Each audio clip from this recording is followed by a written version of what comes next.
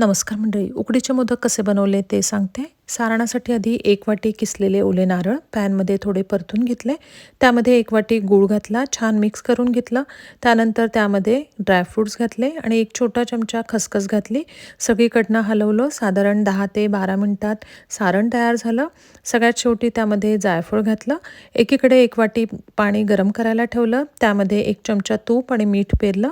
उकळी आल्यानंतर बरोबर 1 वाटी तांदळाचं पीठ टाकलं. सगळीकडनं पटकन हलवून घेतलं. झाकण ठेवलं.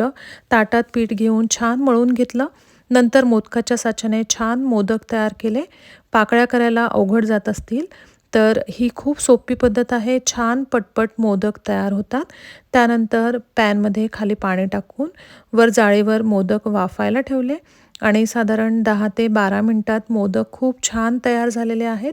तुम्हीसुद्धा या पद्धतीने मोदक करून बघा. धन्यवाद.